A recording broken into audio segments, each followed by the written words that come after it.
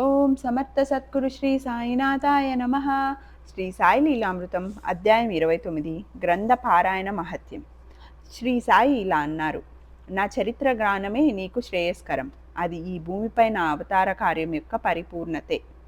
భావయుక్తంగా నా చర్యలు, సూక్తులు, గుణాలు మరియు విభూతులను గానం చేసేవారిని నేను సంపూర్ణంగా రక్షిస్తాను. భక్తి శ్రద్ధలతో నన్ను అంటి పెట్టుకునే నా భక్తులకు నా చరిత్ర పారాయణ వలన సంతోషం కలగడం సహజమే. నా మాట నమ్ము. విశ్వాసంతో నన్ను కీర్తించి నా లీలలు గానం చేసేవారికి పూర్ణమైన ఆనందము, శాంతి ప్రసాదిస్తాను. విశ్వాసంతో నన్ను కీర్తించి సంపూర్ణంగా నన్ను శరణు పొంది ఎల్లప్పుడూ నన్నే గుర్తుంచుకొని ధ్యానించే వారికి మోక్షం ఇవ్వడమే నా వ్రతం. నా లీలలు, నా చరిత్ర తలుచుకుంటూ నన్నే ధ్యానిస్తూ నాపై భక్తి కలిగి నా నామం జపించే వారికి ఇంద్రియ విషయాలపై విశ్వాసం ఎలా ఉండగలదు? నా చరిత్ర విన్నంత మాత్రాన్నే ఎవరినైనా మృత్యుముఖం నుండి రక్షిస్తాను. అతనికి వ్యాధి నివారణమవుతుంది. భక్తి శ్రద్ధలతో నా చరిత్ర శ్రవణం చేసి దానినే మననం చేస్తే నీకు శాంతి లభిస్తుంది. దేహాత్మ భావము మరియు ద్వైత దృష్టి నశిస్తాయి. ఏకాగ్రము, పూర్ణము అయిన భక్తి వలన చిత్తమంతా దివ్యశక్తి మండలం అవుతుంది. చరిత్ర పారాయణకు శ్రీ సాయి ఎంతట ప్రాధాన్యతనిచ్చారో పై వాక్యాల వల్ల మనకు తెలుస్తుంది. అంతేకాక ఈ గ్రంథ పారాయణ చేసిన వారిని శ్రీ సాయి ఎంతగా అనుగ్రహించారో కూడా ఈ కింది భక్తుల అనుభవాలు నిరూపిస్తున్నాయి. ఇవన్నీ భక్తుల అనుభవాలన్నమాట. ఒక్కొక్కటిగా వివరిస్తాను, వినండి. అది 1985 జనవరి 20వ తేదీ. శ్రీ సాయినాథుని జీవిత చరిత్రను 3 సప్తాహాలు పారాయణ చేయాలనుకొని మొదటి సప్తాహం పూర్తి చేసి బాబాకు నైవేద్యం పెట్టి హారతిచ్చి ₹2.25 సమర్పించుకున్నాను. ద్వితీయ సప్తాహం ప్రారంభిస్తూ శ్రీ సాయిబాబా, నీవు నా పూజా పారాయణలతో నిజంగా సంతృప్తుడవైతే నాకు ఈరోజు నీ నుండి నిదర్శనం రావాలి అని ప్రార్థించాను.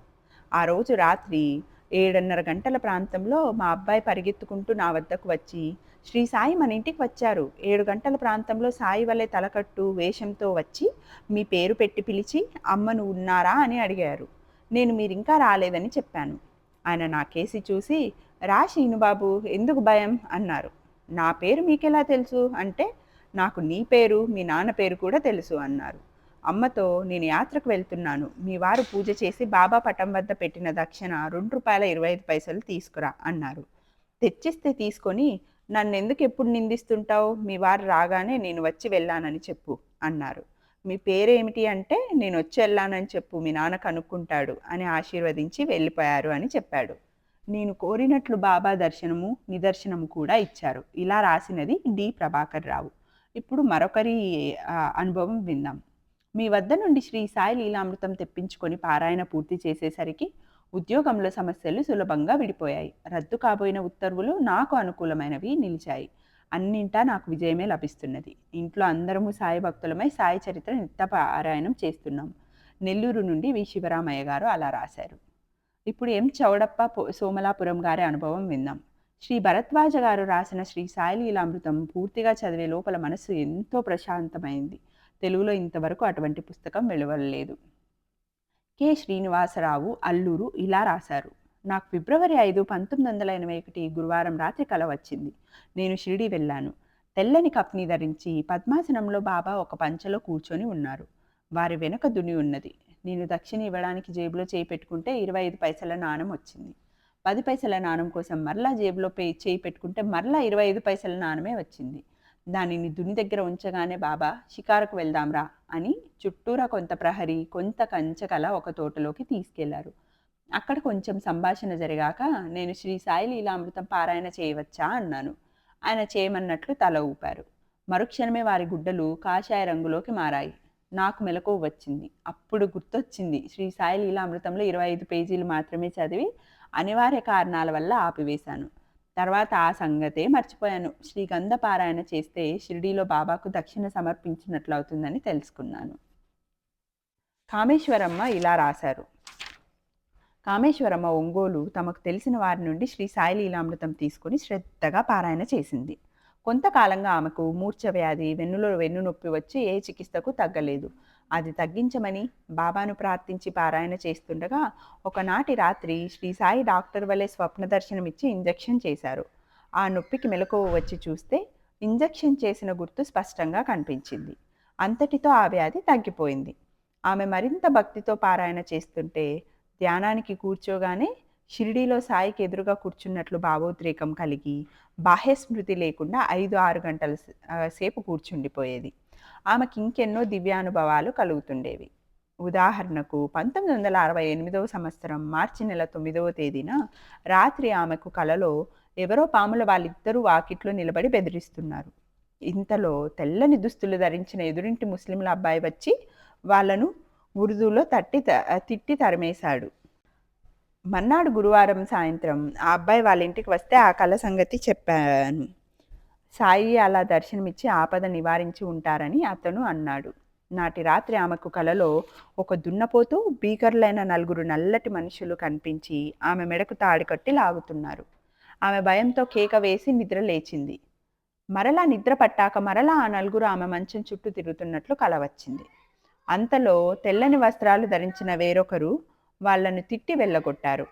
ఆమెకు మెలకువ వచ్చి మంచం దిగబోతే ఎడమ కాలు కింద మెత్తగా ఏదో తగిలింది. కాలు పక్కకు తీసేలోగా ఒక తాచుపాము పడగ విప్పి బుస కొట్టి ఆమె కాలుపై కాటు వేసి చరచరా వెళ్ళిపోయింది. కొద్దిసేపట్లో ఆమె శరీరం చల్లబడి చెమట పట్టి గుండెలు బరువెక్కాయి. కొందరు పరుగున పోయి పాముల నర్సయ్యకు ఫోన్ చేశారు. కొందరు ఆమెను డాక్టర్ వద్దకు తీసుకువెళ్ళాలన్నారు. ఆమె నన్ను సాయి పటం దగ్గర చాప మీద పడుకోబెట్టి భజన చేయండి, నాకు సాయియే దిక్కు, నేను డాక్టర్ వద్దకు రాను, నాకు ఎలా ఉంటే అలా జరుగుతుంది అన్నది. క్రమంగా ఆమెకు బాహ్యస్మృతి తగ్గుతూ నోటి నురగ రాసాగింది. ఇంతలో ఆ ప్రదేశం అంతా పరిమళాలు వ్యాపించాయి. కాసేపటికి ఆమెకి స్పృహ వచ్చింది. త్వరలో ఆమె కోలుకున్నది. జేవి సుబ్బయ్య, ఒంగోలు ఇలా రాశారు. మా పెద్దబ్బాయికి భీమవరంలోని సెంట్రల్ బ్యాంక్లో మేనేజర్గా ప్రమోషన్ వచ్చింది. కానీ అక్కడ చేరేలోగానే కాకినాడలో హెర్నియా ఆపరేషన్ చేయించుకొని అకస్మాత్తుగా చనిపోయాడు. నా తల కొరువి పెట్టాల్సిన 45 సంవత్సరాల కొడుకును పాడ మీద చూసినప్పటి నుండి కుమిలిపోతున్నాను. మా అన్న పింగళి పరశురామయ్య నన్ను చీరాల తీసుకొని వెళ్ళి శ్రీ సాయి లీలామృతం పారాయణతో మనోవేదన తగ్గించుకోమన్నాడు. నేను పారాయణ చేస్తుంటే నా బాధ భరద్వాజ గారికి రాసుకుంటే కొంత భారం తగ్గుతుంది అనిపించింది. బాబాయే ఒకరోజు కలలో కనిపించి ఏడుస్తూ కూర్చునుకుంటే రాయాలనుకున్నది రాయరాదా అన్నారు. అటు తర్వాత ఆయన 2 సార్లు నా చనిపోయిన కుమారుని తెచ్చి చూపించి మరలా వెంట తీసుకెళ్తున్నారు. ఇది నాకు ఎంతో ఆశ్చర్యంగా ఉన్నది. జే సీతాలక్ష్మి, మాచర్ల. మొదట నాకు బాబా మీద నమ్మకం లేదు. మా అమ్మ మాత్రం శ్రీ సాయి లీలామృతం చదువుతూ ఉండేది. మా అమ్మకి ఎక్కువగా రక్తస్రావం అవుతుంటే అది తగ్గితే బాబాను నమ్ముతాను అనుకొని ఈ గ్రంథం పారాయణ చేశాను. పారాయణ పూర్తయ్యేలోగా ఆమెకు తగ్గిపోయింది. నాకు విశ్వాసం కుదిరి అప్పటి నుంచి శ్రీ సాయి లీలామృతం పారాయణ నా నిత్య కృత్యమైంది. ఒకరోజు సాయి కలలో మా తాతలాగా కనిపించి నిన్నంతా ఆకలితో మాడిపోయాను తెలుసా, నైవేద్యం పెట్టలేదే అన్నారు. మెలకువ వచ్చాక గుర్తొచ్చింది. ఆ రోజు సాయికి నైవేద్యం పెట్టడం మరిచాను. 3వ రోజు ఆరతి పాడకుండానే నిద్రపోయాను. నాటి రాత్రి సాయి కలలో కనిపించి అన్నీ మర్చిపోతావేం, ఆరతి పాడడం మానేసావే అని మందలించారు. తర్వాత మార్చి నెలలో మాస్టర్ గారిని దర్శించినప్పుడు ఆహారంలో ఇష్టమైన పదార్థం బాబాకు విడిచి దాన్ని తినడం మాని పారాయణ చేస్తే కోరినది అవుతుంది అని చెప్పారు. మా అమ్మకు షుగర్ బాధ తగ్గాలని నేను అలా చేస్తే సాయి కలలో కనిపించి ఉప్పు తినడం మానమన్నారు. మరలా జూలైలో కనిపించి ఆ నియమం మానివేసి శ్రీ సాయి లీలామృతం 7 సార్లు పారాయణ చేయమన్నారు. సెప్టెంబర్ 8న హైదరాబాద్ వెళ్తున్నాను. రిజర్వేషన్ జాబితాలో నా వయసు 19కి బదులు 69 సంవత్సరాలని పడడం వలన టికెట్ కలెక్టర్ 100 రూపాయలు కట్టమన్నాడు. నా వద్ద 50 రూపాయలు మాత్రమే ఉన్నాయి. నేను కంగారు పడుతుంటే ఎవరో ఒక ఆమె 55 రూపాయలు నా తరపున కట్టి నా చేతికి 10 రూపాయలు ఇచ్చి ఇది అవసరానికి ఉంచుకోమ్మా అన్నది. ఆమె అడ్రస్ అడిగితే చెప్పకుండా నీ పెళ్ళికి వస్తానులే అని రైలు దిగిపోయింది. నా అడ్రస్ అడిగితే చెప్పకుండానే ఆమె నా పెళ్ళికి రాగలగాలంటే ఈమె బాబాయే అయి ఉండాలని తర్వాత తోచింది. సెప్టెంబర్ 10న షిరిడీలో ఉదయం 4 గంటలకు మెలకువ వచ్చేసరికి విపరీతమైన జలుబు దగ్గు వచ్చి లేవలేకపోయాను. గురువారం నాడు షిరిడీ క్షేత్రంలో శ్రీ సాయి లీలామృతం, శ్రీ గురు చరిత్ర పారాయణ చేయలేకపోతున్నందుకు ఏడుస్తూ పడుకున్నాను. నిద్ర పట్టి మరలా 6 గంటలకు లేచేసరికి నాకు ఏ బాధ లేదు. సంతోషంగా పారాయణ చేసుకున్నాను. జెఆర్ కృష్ణవేణి, పాడేరు. నాకు చిన్నప్పటి నుండి దేవి పూజలు చేయడం అలవాటే, కానీ బాబా సంగతి తెలియదు. ఇటీవల మేము షిరిడి వెళ్ళాం. నేను సాయిని బాలగా సాక్షాత్కారం కావాలి అని కోరుకున్నాను. నాటి సాయంకాలం భజనకు ముందు బాబా అలా దర్శనమిచ్చారు. అయినా నాకు బాల, సాయి ఒక్కరేనా అని సందేహం వచ్చింది. ఇంతలో ఎవరో ముసలాయన వచ్చి, ద్వారకామాయి అంటే ఏమనుకున్నావు? మాయి అంటే అమ్మ అని అర్థం. సాయి, గాయత్రి, బాల అందరూ ఒక్కటే. ఇది కూడా శక్తిపీఠమే అన్నారు. తర్వాత మాకు లెండిలో అయోధ్య గారు కనిపించి ఒక వస్త్రం ఇచ్చి, ఇది మీకని మాయి ఇచ్చింది అని చెప్పి వెళ్ళిపోయారు. తర్వాత మాస్టర్ గారిని కలిసినప్పుడు ఆయన, ధ్యానం చేసేటప్పుడు ఆ వస్త్రం కప్పుకుంటే ఏకాగ్రత కుదురుతుంది అని చెప్పారు. నాకు 70 సంవత్సరాల మా అమ్మకు కూడా ఇలాంటి ఫలితం కనిపిస్తున్నది. తర్వాత కొంతకాలానికి నేను కోరుకున్నట్లు నాకు బదిలీ అయింది. కానీ నాకు రిలీవర్ ఎవరూ దొరకలేదు. బాధగా సాయిని ప్రార్థిస్తే నాటి రాత్రి కలలో ఎవరో కానీ 3 సార్లు చరిత్ర పారాయణ చేయని చెప్పారు. సరిగ్గా ఆ పారాయణ పూర్తయ్యేసరికి రిలీవర్ రావడం, నేను రిలీవ్ అవ్వడము జరిగింది. జె విశ్వేశ్వరరావు, పాడేరు. మా ఊళ్ళో ఒక ఆయనకి సంతానం కలగపోయేసరికి రెండో వివాహం చేసుకోవాలనుకుంటుంటే ఆయన భార్య కలత చెంది తన జీవితం అంతం చేసుకోవాలి అనుకుంది. అప్పుడు నేను పారాయణ చేసుకునే శ్రీ సాయి లీలామృతం ప్రతి ఆమెకు ఇచ్చాను. ఆమె శ్రద్ధగా పారాయణ చేస్తుంటే ఆమెకి 2 మగపిల్లలు కలిగారు. వాళ్ళకు పెద్ద సాయిబాబు, చిన్న సాయిబాబు అని పేర్లు పెట్టుకొని సాయిని కొలుస్తున్నారు. అలాగే కృష్ణారెడ్డి దంపతులకు ఉద్యోగం లేక బాధపడుతుంటే ఈ గ్రంథమే ఇచ్చాను. అది పారాయణ చేశాక వారికి టీచర్ ఉద్యోగం వచ్చింది. మొవ్వారంగయ్య, గన్నవరం. నేను భగవద్గీత, శ్రీ రాఘవేంద్ర స్వామి స్తోత్రాలు పారాయణ చేస్తుండేవాడిని. మా అమ్మాయి చెప్పిన బాబా చరిత్ర చదవాలి అనిపించేది కాదు. 6 సంవత్సరాల కిందట ఎలాగో శ్రీ సాయి లీలామృతం ఒక్కసారి పూర్తి చేశాను. నాటి రాత్రి కలలో ఎవరో నాతో, గదాధరుని అంటే శ్రీ రామకృష్ణ పరమహంస చరిత్ర చదవమని చెప్పారు. మరో రోజు మా అమ్మాయి వాళ్ళ ఇంటికి వెళ్తే వాళ్ళప్పుడే శ్రీ పరమహంస చరిత్ర చదవామని, చాలా బాగుందని నన్ను చదవమని చెప్పారు. అది బాబా లీలని గుర్తించాను. అప్పటి నుండి మాకు ఎన్నెన్నో సాయి లీలలు అనుభవం అవుతున్నాయి. ఆరణి హనుమంతరావు, విజయవాడ. నేను 1979లో శ్రీ సాయిబాబా జీవిత చరిత్ర చదివినప్పటి నుండి నా బ్రతుకుకు అర్థం అంటూ ఏర్పడి నా మాట, బుద్ధి, ప్రవర్తనలు ఎంతగానో సంస్కరించబడ్డాయి. ఆ గ్రంథ పారాయణ వలన ఒక అనిర్వచనీయమైన అనుభూతి కలుగుతున్నది. అదే నా చేత షిరిడీ దర్శనం కూడా చేయించింది. మీరు పంపిన శ్రీ సాయి లీలామృతం, శ్రీ గురు చరిత్ర పారాయణ చేయగానే ఎంతో కాలంగా నన్ను బాధిస్తున్న సమస్యలన్నీ తొలగిపోయాయి.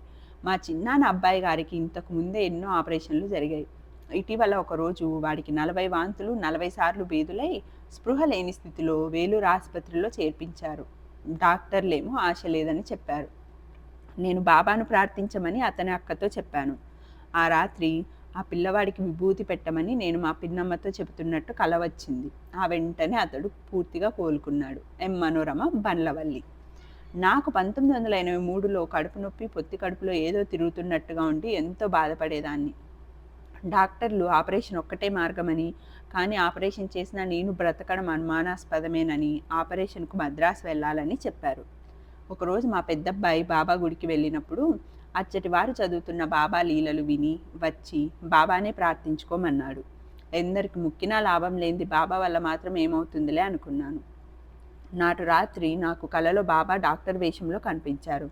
ఆయన పక్కనే పెద్ద బొట్టు పెట్టుకున్న ఒక లేడీ డాక్టరు పసుపు పచ్చని చీర కట్టుకొని ఉన్నారు. ఆమె నన్ను బల్ల మీద పడుకోబెట్టి నా పొట్ట పరీక్ష చేసి నీకేమిష్టం అని అడిగింది. నాకు పప్పు దినుసులు ఇష్టమని చెప్పాను. అందువల్లనే నీకు ఈ బాధ అన్నది ఆమె.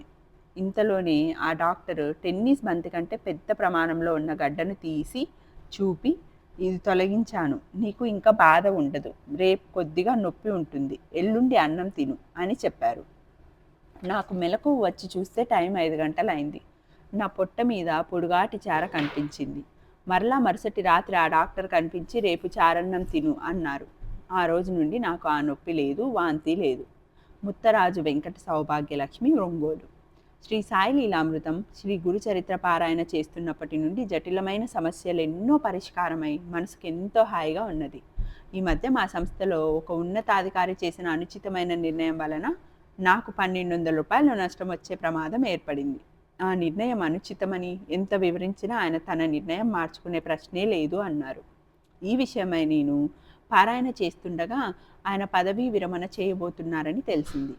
నేను ఈ శ్రీ గురుచరిత్రలో మహిమ ఉంటే ఆయన తన నిర్ణయాన్ని మార్చుకోవాలని దత్తస్వామికి చెప్పుకొని శ్రీ గురుచరిత్ర ఇక ఒక ప్రతి ఆయనకు కానుకగా పోస్టులో పంపాను. ఆయన వెంటనే అది చదివారు కాబోలు.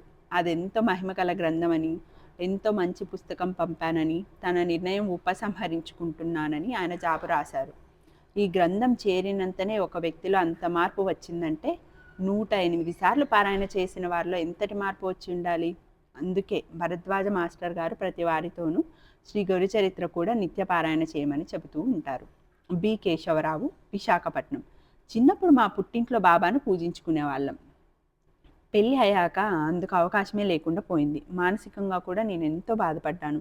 ఒకరోజు పుస్తకం బైండ్ చేసి పెట్టమని ఎవరో శ్రీ సాయి లీలామృతం తెచ్చి ఇచ్చారు. అప్పుడు కొద్ది పేజీలు చదివే అవకాశం వచ్చింది. తర్వాత తెలిసిన వారి ద్వారా ఆ పుస్తకం తెప్పించుకొని 3 సార్లు పారాయణ చేసి విభూతి వేసిన తీర్థం అందరం తీసుకున్నాం. అంతటితో మా ఇంట్లో వాళ్ళు మారిపోయి బాబాను పూజించుకోవడానికి ఎంతో ప్రోత్సాహం ఇస్తున్నారు. ఆ పారాయణ ముగిసిన రోజున నేను మా వీధిలో వెళ్తుంటే ఒక కుక్క నా కాలు పట్టుకుంది. అదెందరినో కరిచింది కూడా. నేను బాబా అని అరిచాను. ఆ కుక్క నా కాలు వదిలి కొద్ది దూరం పోయి కూర్చొని నిర్లిప్తంగా నన్ను చూస్తూ ఉంది. బాబాను తలవగానే పట్టుకున్న కుక్క కూడా విడవడమే ఒక ఆశ్చర్యం. ఇలా రాసింది ఒక భక్తురాలు, నెల్లూరు నుండి. మీరు శ్రమించి మాలాంటి దీనులకు వెలుగు దారి చూపిస్తున్నారు. ఈ సంసార కూపంలో మగ్గిపోతున్న నాకు శ్రీ సాయి లీలామృతం అమోఘమైన దివ్యకాంతిని వెలుగుబాటను చూపింది. ఎం కమలాకుమారి.